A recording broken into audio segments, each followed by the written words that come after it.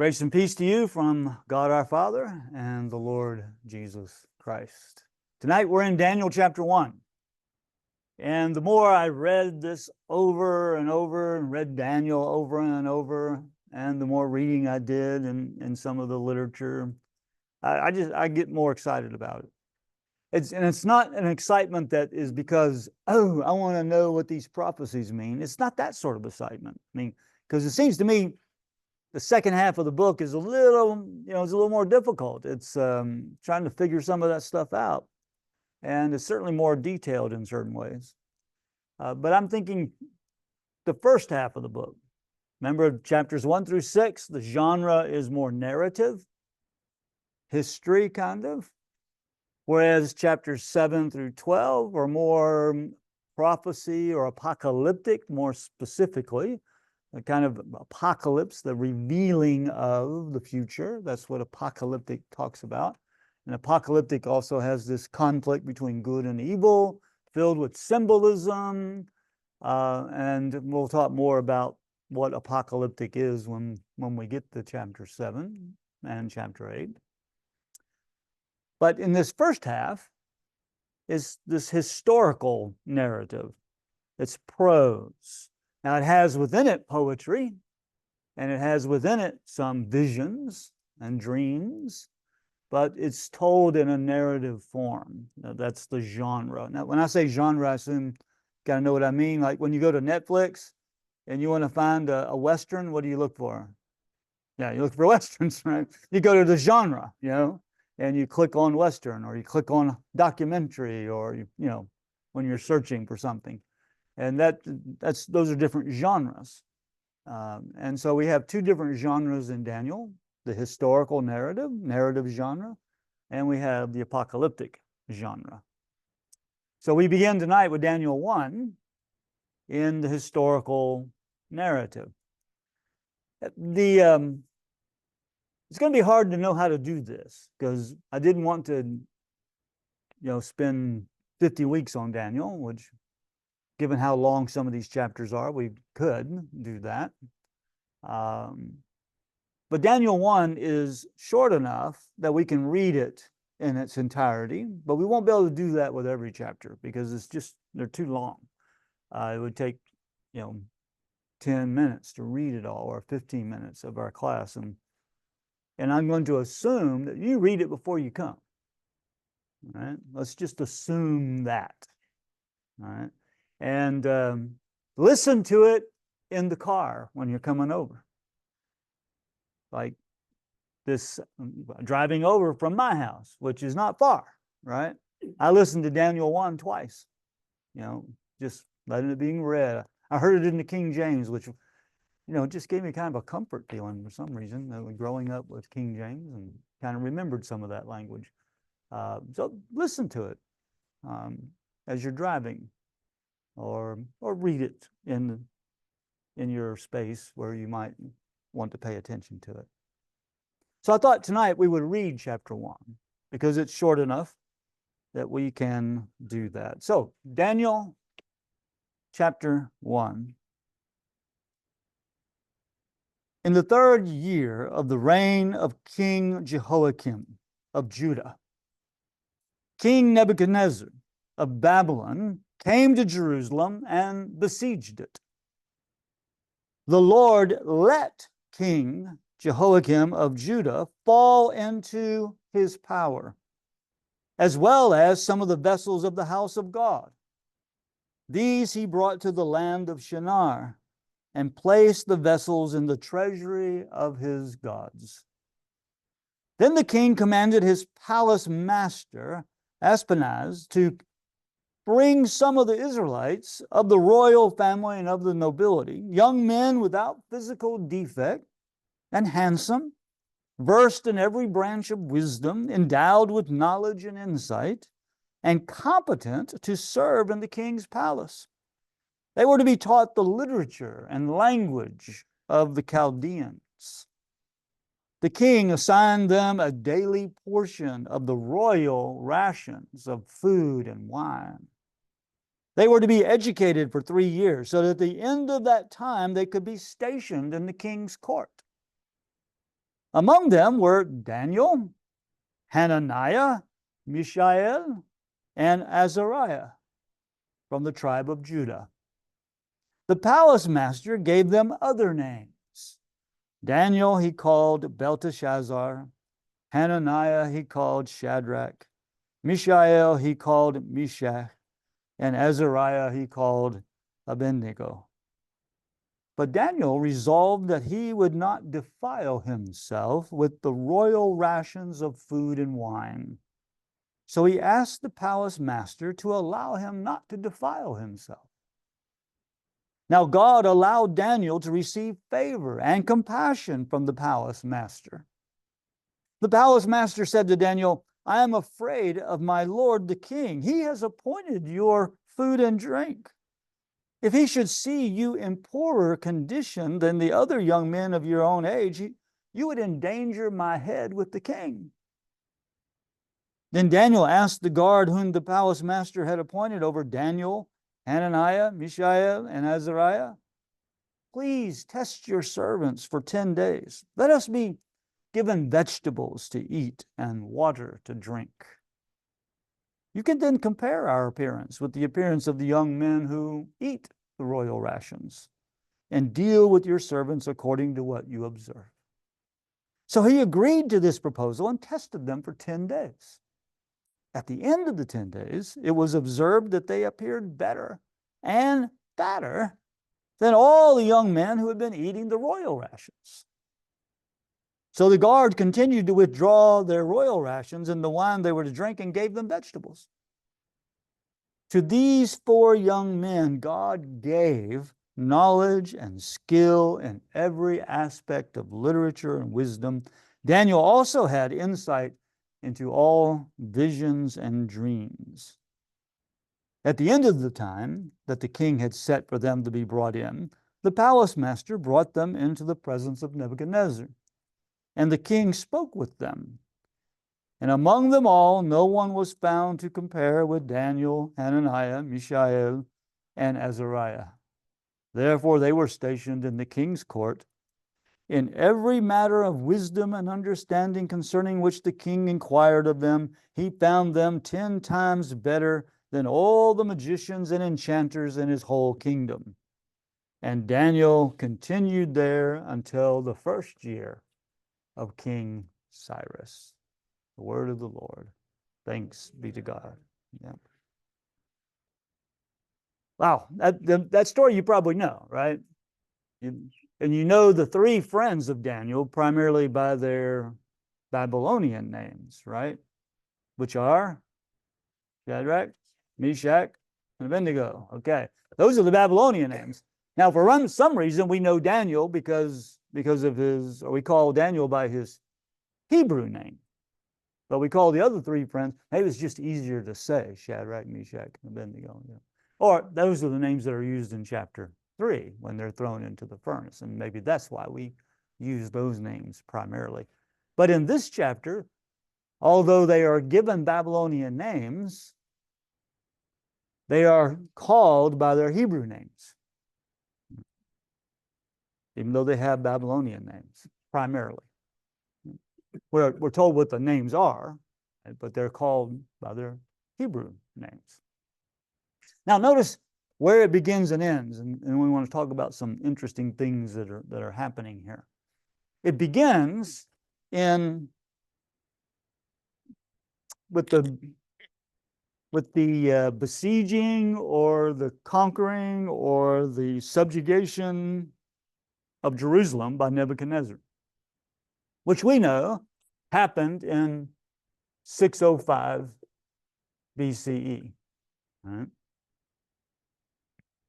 We know that there were, as you can see on your chart that you have in front of you, that there were 3 deportations, at least according to Scripture. There are 3 deportations of Judah to Babylon. The next one was in 597 BCE. And then it was 586, right? Yeah, 586 BCE. Now, each time it was because Judah, the king of Judah, was not a happy subject. He did not want to be subservient to Babylon. There are two major powers at work here. One is Babylon, one's Egypt. Now, the power or the empire before that is the Assyrian Empire. But the Assyrian Empire is dying. And the Assyrians are in a fight with the Babylonians. And the Babylonians do battle against the Syrians in a place up in Syria called Carchemish in 609 BCE. And they defeat the Assyrians, but the Egyptians are defeated as well because they're trying to help the Assyrians, right? So Babylon is able to defeat the Assyrians, and now Babylon becomes the major power, and therefore they want to control Egypt too. They want to defeat Egypt. And so they go after Egypt. And that's when this 605 time comes into play, because Babylon is pursuing Egypt, and Nebuchadnezzar has become king. He's a new king. I think he's like in his early 20s, you know, when he's dealing with Jerusalem, and becomes king in that context. But as he pursues Egypt, he also subjugates all of what we call Palestine or Israel or Syria, Palestine. Now, the interesting thing here is that we have Babylonian records. These were discovered in the 19th century. You know, they're in the British Museum, a lot of them. So we have the story from Nebuchadnezzar's standpoint. We know how he told the story. And he tells the story. He's very explicit about this one. 597 BC. He went to Jerusalem and besieged it, defeated it, and took the king to Babylon with him, right? And appointed a new king, Zedekiah. Then we are told in 586, after Zedekiah rebels and makes an alliance with Egypt, you know, this is all part of Jeremiah, right? Jeremiah is telling us a lot about this as well. And Jeremiah is calling upon Israel, calling upon Judah, I should say, calling upon Judah to trust the Lord. Don't make alliances with Egypt. Don't make alliance. Just trust the Lord. And the Lord will preserve Judah if you just trust the Lord. But no, the kings, they are trying to make their deals and preserve their own lives and preserve their own institutions. And they're not trusting God with it. They're trusting Egypt.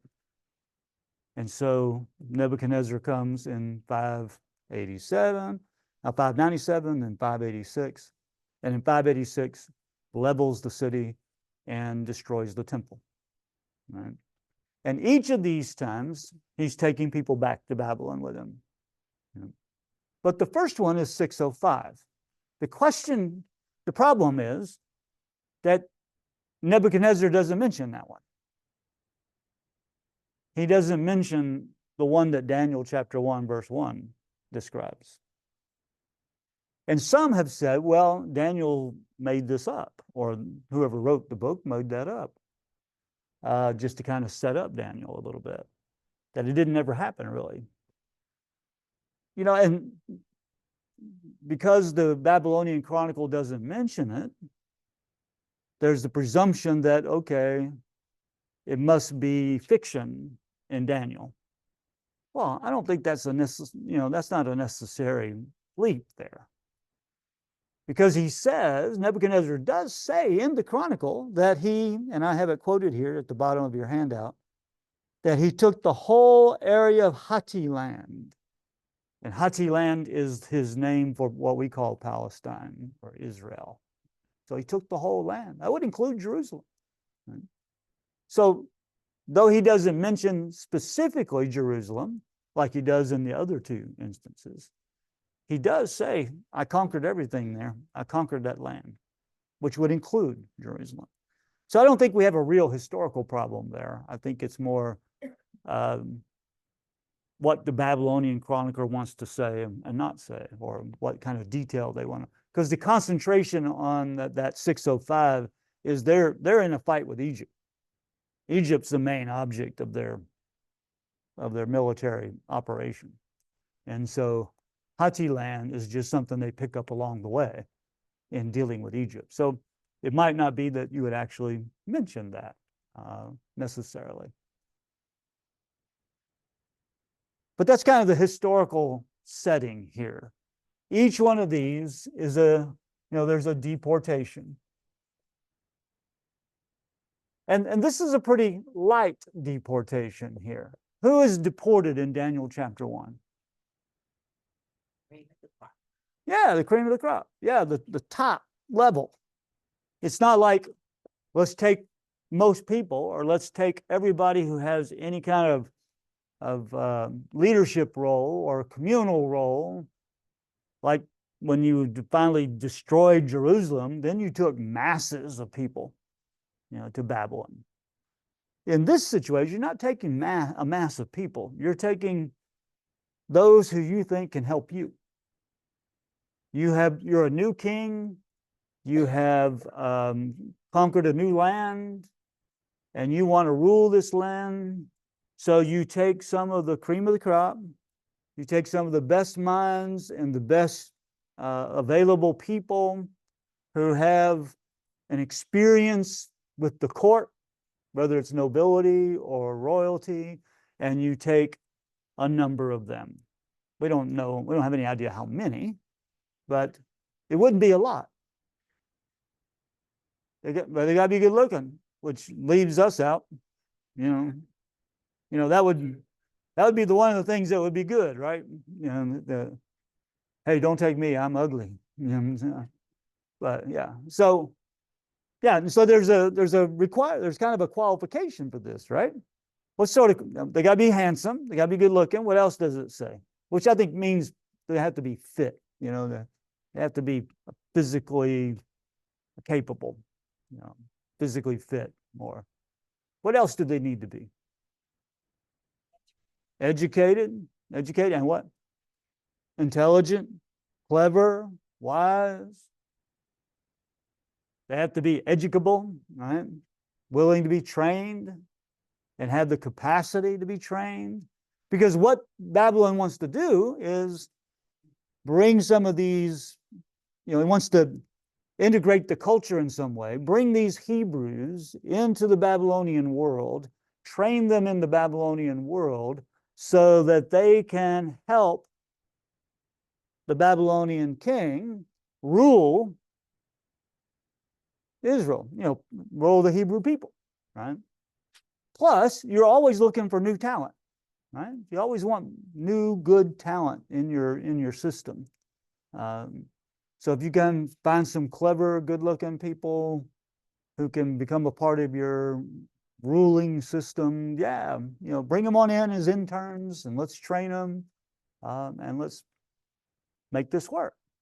So it's a way of learning the culture of the Hebrews, but it's more about assimilating the Hebrews into the Babylonian world, so that as more and more people say or become a part of that world, they can understand what's going on. Yeah. Babylon is a long way from Judah. It is a long way. Yeah. So you must have been tired of being fighting Egypt all that. Well, I mean, these are campaigns for sure, but empires like to stretch, right? They like to include others, and they don't like rivals. So the Babylonians conquered the Assyrians along with, and then they went after Egypt. And then we have, as we'll find out, succession of empires, right? That's coming up for sure. Now, notice the first thing they do when they get Daniel and his friends in Babylon. They change their names.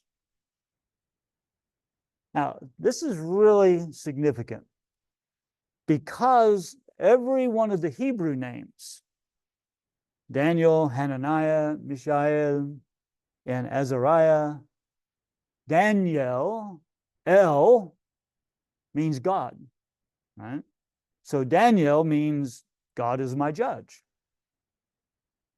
Hananiah, the ending, is kind of the shortened form of Yahweh, Jehovah, Yahweh, Lord. And so Hananiah means Yahweh has been gracious. And Mishael, El, again, God, who is God. And then Azariah, ending, Yahweh, Yahweh has helped. So every one of the Hebrew names is a reminder of their relationship with the God of Israel. They're named after the God of Israel. So, yeah. And the knowledge of their upbringing. Yeah, yeah. What their parents taught them about. Yeah, and you're exactly right. That we have a sense of devotion and commitment and embeddedness in that the faith of Israel. And as they come to Babylon, how are they going to adjust to being renamed? Because when they're given new names, they're given names of Babylonian gods. So Daniel is called Belteshazzar, which means Bel protects him. Bel protects him. And Shadrach means command of Aku. Meshach means who is Aku. And Abednego means the servant of Nego. So they're all, it's kind of like, I'm going to give you a new name because now you got a new role and you got a new world. And it's as if you need to become connected to our gods, the Babylonian gods, right? So that name shift isn't just, well, I can't pronounce that Hebrew word. I'll give you one of ours. No, it's more of a theological symbol that now we defeated your God, right? The Babylonian, we're Babylon. We beat up on your God, right? And ultimately we destroy your temple. So you need to reorient yourself and take on the symbol and the commitment and the rituals of the Babylonian gods, the cultural shift. And I think that's a signal, right? Now, when you're thinking about Daniel 1, not only did they receive these new names, how else did these young men kind of fit in? Now, we know they didn't fit in one way, and we're going to get to that in just a moment. But what other ways did these young men go along, you might say, or participate in the Babylonian royal court? What do you see anything particularly, or just generally? Okay, they got new names. What else is true about them in terms of their life in Babylon now? The official showed favor and sympathy to them. Oh, the what did? The official. Yeah. Okay, the official shows favor, and we're going to get to that situation where they need the favor and the compassion, the situation about the food and drink. All right, so we're going to get to that in a moment, but that's certainly one thing. They got immersed into Babylonian literature. Now, the Babylonian language is Akkadian. It's called Akkadian. And it's a cuneiform language. It's not an alphabet language. It's a cuneiform using symbols and, really hard to read. I had a course one time where they tried to teach us a little bit, and I decided, no, I don't want to do that. That's a little much. It's like reading hieroglyphics in Egypt. It's not the same thing, but it's similar. So they were still using a form of cuneiform on clay tablets. But there's a whole literature in Babylonian world. You ever heard of the Gilgamesh epic? Which is about a flood story and a creation story. I mean, the Babylonians had their own creation and flood stories and their own mythology that they think is the origin of the universe and who the gods are and how the gods interact with human beings. And so they were going to have to learn that language and be able to read and write in Akkadian, basically, which meant their whole mind and life is going to be soaked in Babylonian mythology, which I assumed those who were teaching them would hope and expect that they would become so soaked in it that they would become believers, become part of the Babylonian world. So they're being culturally assimilated by name, by what they read, the literature and the language. What else? Anything else? What are they doing? What are they being trained for? It says they were 10 times better than all the magicians and astrologers. So I guess they were being trained for magic and astrology. Yeah, they were being trained in I mean, it's a wide kind of category. People who interpret dreams, people who do magical arts, sorcery, wise people. I mean, these are royal counselors. I mean, it's a wide category that includes a lot of different things. So they're learning about a lot of different stuff, right? For the king. So they're serving in the royal court, or they're going to be, right? They're being trained for the royal court. So it's not like Daniel comes in and says, no, I'm a Jew. I'm not going to learn your language. I'm not going to accept this name. I'm not going to serve in your empire. He doesn't do any of that, does he? He just says, well, okay, I'll learn the language and I'll understand your world and I will serve in your world in the royal court. Now, his alternative might have been to be killed, right? So it's not like say, oh, I got 3 choices here. I think I'll do that one. No, I think he's got only one choice, right? Except he does have a choice about something, or at least he's going to create a choice, right? As we read the story, you notice that they were going to be given rations. Royal rations is the way the New RSV translated. Food, which includes, I assume, meat and different things, food and wine.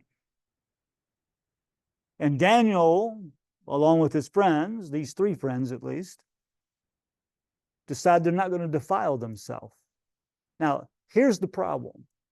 In what way? I mean, you got a Babylonian name, you're learning Babylonian literature, and you're going to serve in the Babylonian Empire. That sounds pretty hefty right there, you know. We might even look at that as kind of, oh, these are 3 traitors, 4 traitors, you know, the way they're diving into that system and becoming part of the system. We might think of them as unfaithful by doing that. So Daniel says, I'm not going to defile myself with royal rations of food and drink, food and wine. What is defiling about food and drink, food and wine? That was offered up to their God, Mm-hmm. the God of Israel. Yeah, that's certainly a possibility. Now, there are a lot of people argue that. There are a lot of people want to say, and scholars disagree about this. So, you know, there are different alternatives to this picture. But one of the major alternatives is he does not want to eat food and drink. He doesn't want to have food and drink that have been offered to the Babylonian idols. Possible. Although he has a Babylonian he has a name of a Babylonian god now, and he is reading the literature of the Babylonian gods, and he's responsible for talking about those Babylonian gods, and maybe even counseling the king about those Babylonian gods. But food and drink may be the line he can't cross because it's idolatrous in nature. That's certainly a good possibility. Yeah. Any other possibility? Dietary laws, okay. And some argue that. Some suggest that the kind of food that they were going to be given would have violated, the Levitical dietary laws. And so they didn't want to defile themselves by eating something unclean, right? One of the problems with that one, though, is wine is not an unclean food. Wine is not one of the things that's unclean in Leviticus. So why substitute water for wine when wine's not unclean, if that's the whole reason? It might be that there's an overlap of reasons there. That could be true. But Nancy. Could it be that it would be honoring the king? Ah, That he's not white? yeah, that's another alternative. And in fact, that's the one I kind of lean toward myself. I don't think the other two are impossible, but I think we have a signal in the text that tells us this is more about loyalty to the king and dependence upon the king. So you remember that phrase? Royal rations. Royal rations. We see that 4 times in chapter 1. 4 times it said royal rations. Verse 5, verse 8, verse 13, and verse 15. Yeah. What made these guys healthier than the others? Do you think? Well, Kind of think God might have played a trick involved in that? yeah, why? Pete's asking, why are they healthier? Well, let me hang on to that one. All right. But at least you're not jumping into 1 John, so I'm grateful for that. So good. Okay. Well, we're not done yet, are we? Okay. But no, that's a good question, and we need to address that. All right. But this notion of royal rations, the only other time that phrase occurs in Daniel is in chapter 11 and verse 26. And there it seems to be kind of a symbol of allegiance, a symbol of commitment, a symbol of dependence upon the king. It's in a prophecy about the future, and so we'll get to it when we get to chapter 11. But that's where royal rations seems to me is something like Daniel is drawing a line to say, okay, I'm going to serve you. I'm going to do my job. I'm going to learn the literature. I'm going to do what I need to do. And you can call me whatever you want. But I am not going to embrace the symbolism of my dependence upon you. I am not going to eat your food and drink your drink as a matter of loyalty, commitment, and dependence. That seems to make sense to me, but I don't think anybody's certain about this. It's not really explained to us. Nothing is said about dietary laws. Nothing is said, about the idolatry of it. But what is said is this emphasis on royal rations. And in effect, by saying, I'm not going to eat the royal rations, Daniel's saying, I'm going to depend on my God. I'm not going to depend on your God. I'm going to depend on my God. Right? And so it comes to, our officer of the palace is worried that if they don't get the good food and the wine, that they're going to look scrawny, and they're going to look unhealthy. They're not going to get all that they need. And Daniel says, how long is the test? Test us for how many? No, how long is the test of how many days? 10 days, yeah. Test us for 10 days and see what it looks like. And 10 days, they look better than the other people in training. All right? And I think Pete's right that one of the things that we need to pay attention to here is not only this sense of commitment and dependence on God in terms of the health and the food and health and food, that works. But also in the text, and you can't see this in English very well because our English translations like to change words up, right? They don't like to repeat the English word over and over and over because that's just not good style, right? I mean, that's boring in English when you just use the same word several times. So in English, we have, for example, in chapter 1, verse 1, it said, the Lord let Jehoiakim fall into Nebuchadnezzar's hand or power. But the word let is actually the word gave. So in 1 verse 1, we have the Lord gave, which is the sovereignty of God. God is the one who's handing Judah over to Nebuchadnezzar. And where that's explained for us, not in Daniel, but is explained in Jeremiah and in Kings and Chronicles, and we get the history of why did it come to that? Why do we have this exile beginning in 605? And it's due to the sin of Israel, the sin of Judah, right? The northern kingdom's already gone into exile into Assyria. The southern kingdom had some good years with Hezekiah and Josiah, but they had one king called Manasseh who sacrificed his own children in the valley of Hinnom.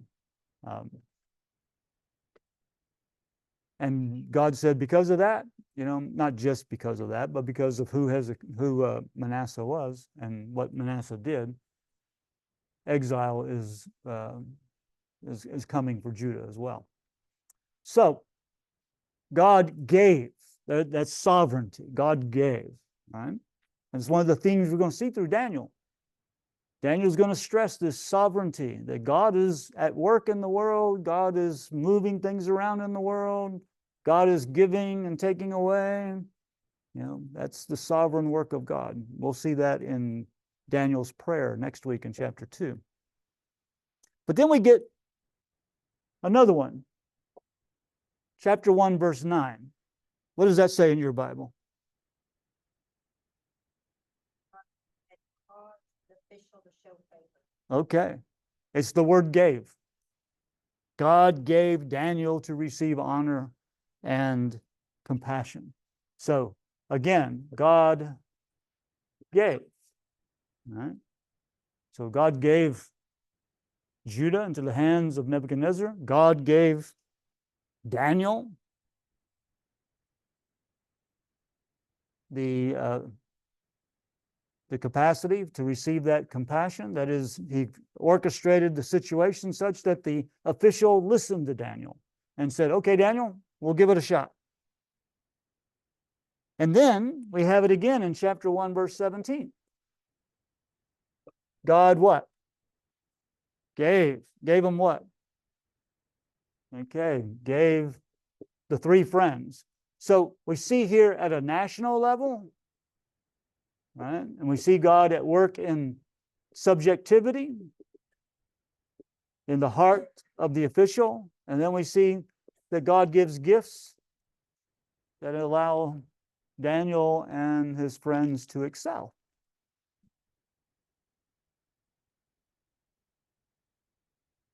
So that phrase God gave, put that in contrast to the royal rations. And seems to me that contrast is we're going to depend upon what God gives and not on what Nebuchadnezzar gives.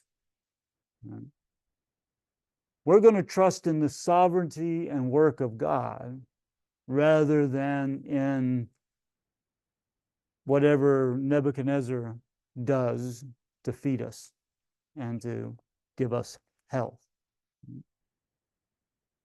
And so Daniel says in chapter 1, verse 12, says, let us be given, same word, let us be given vegetables to eat and water to drink.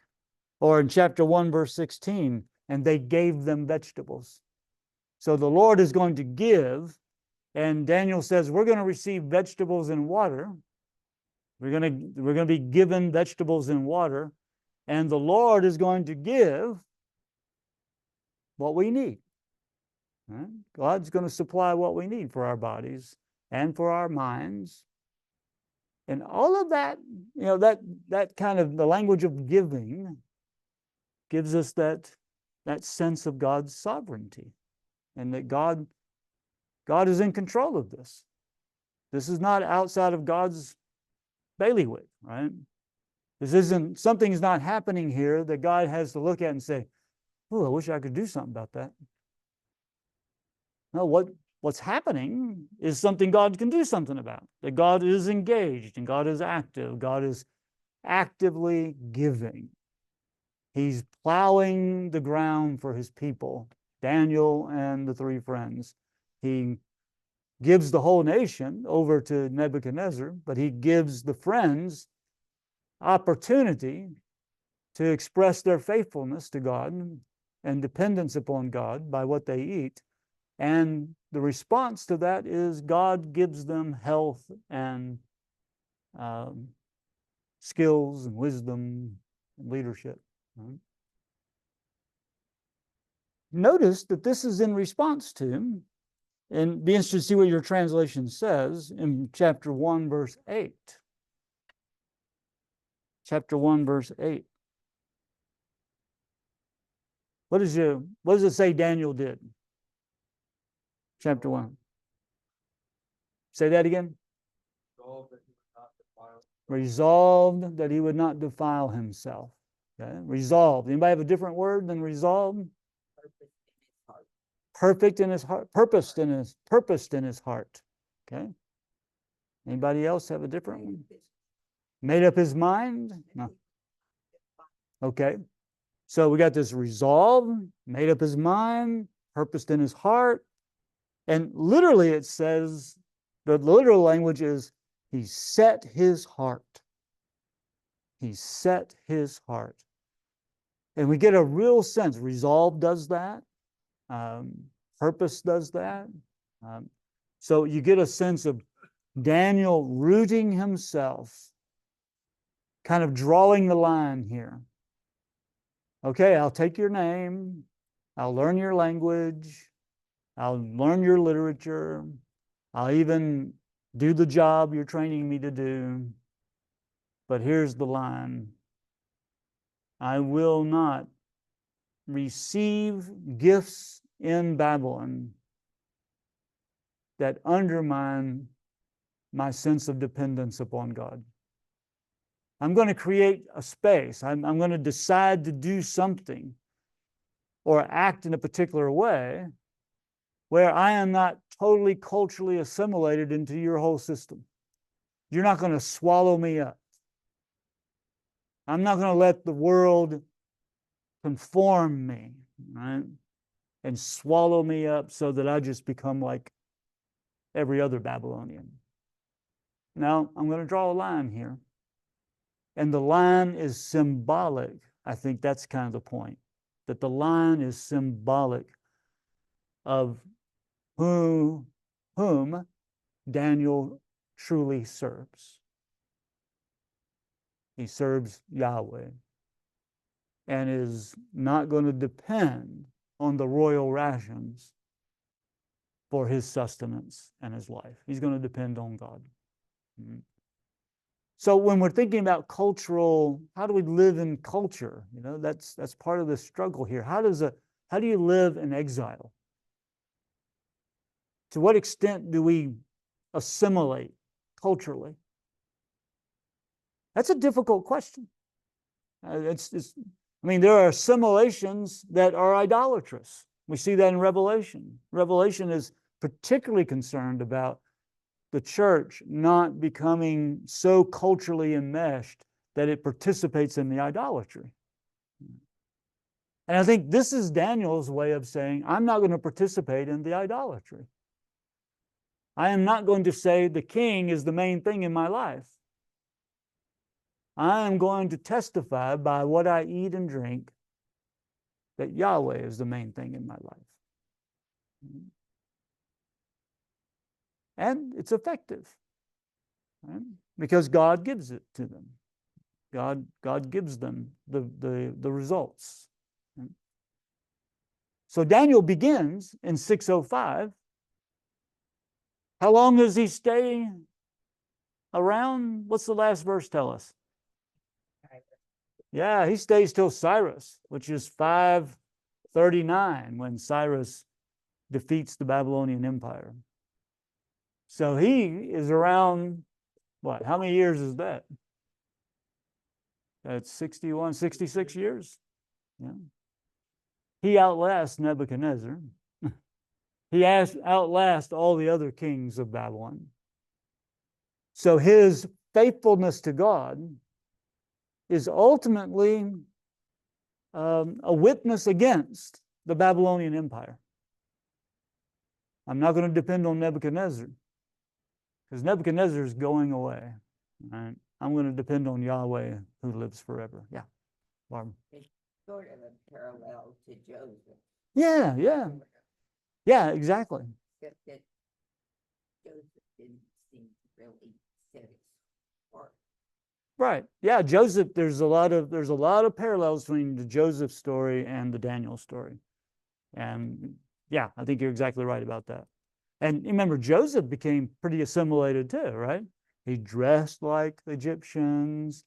He had children whom he named by Egyptian names, married an Egyptian wife. You know, we don't know anything about Daniel marrying or not marrying, but you know, so they're both involved in the court system, right? The royal court. Yeah. My Bible calls this person that was in charge of them the chief of the eunuchs, Chief of the eunuchs, right? but Daniel was not a eunuch. Well, we don't know.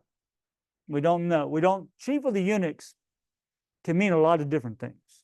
When we think eunuch, we think very specifically about something. But eunuch is also kind of a category of official, not necessarily one who's been castrated or that sort of thing. So it could be just a royal official. But some would argue that Daniel was a eunuch. Some would argue that. But I don't think the word is that specific. I think it's more of a general word for royal service. But I could be wrong about that. Yeah. I'm not gonna say anything about First John. Okay. Don't say anything about it then. You know, Jesus uses Daniel thing for warning the people. Yeah.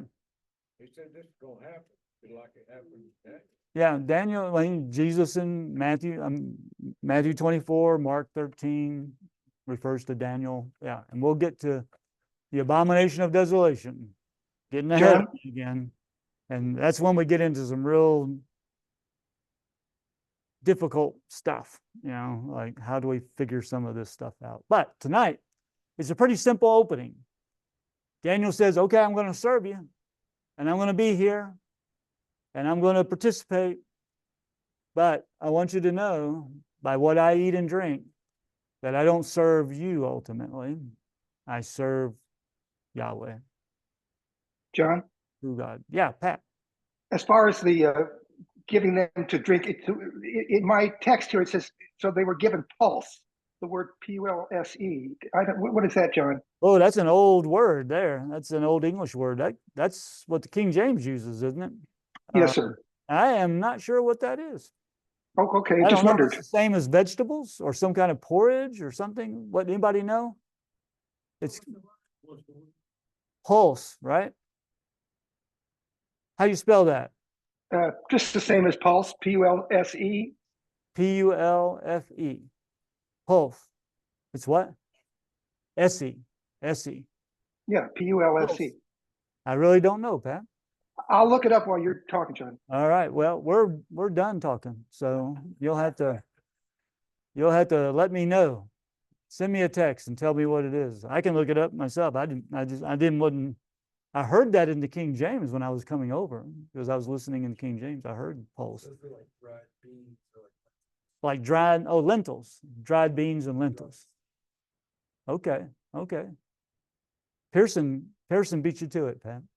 John Mark, All right. I think it speaks to us is in this chapter, Daniel demonstrates the courage of his conviction. I think I put myself in question why. Yeah. Do we set our heart? Do we set our heart do we ground it in the identity of Yahweh and serve? John, it just says vegetables grown by seed. Vegetables grown by seed. Well, that's Yes, what sir. my new RSV says, vegetables and water. Right. Yes, sir. Okay, yeah. Babylonian in trying to do the assimilation is that if we can get them assimilated, we're not likely to have revolt. Yeah, exactly. The more we assimilate, the less likely there's going to be revolts. Exactly. That's kind of the rationale here. And to establish connection so that you can, you might train some of these people up and send them back to rule, to be governors of that area or something like that, so that so you can prevent the revolt. Unfortunately, that didn't, Judah rebelled in 597 and they rebelled again in 586. And so that tactic didn't work very well for them. Yeah. Last question, then we got to end. Go ahead. It seems to me kind of like the Muslims that are in our society in America today. Some people have a fear that because they have that ability, they will revolt. Yeah. I think when we think about assimilation, in the United States, we want everybody to learn the language. We want everybody to know the history. We want, you can see that. But you can also see that for a Muslim who says, I still serve Allah, and so I'm going to pray 5 times a day, and I need Friday off. And my wife is going to wear her hijab, as a symbol of modesty. And so we can understand that, assimilation is maybe even good to a certain extent, right? It's a good thing. But there are boundaries to assimilation, and those boundaries have to do with the nature of our commitment to the God we serve, right? So, it's a good example. Well, may the grace of our Lord Jesus Christ and the love of God and the communion of the Holy Spirit be with us all. Amen.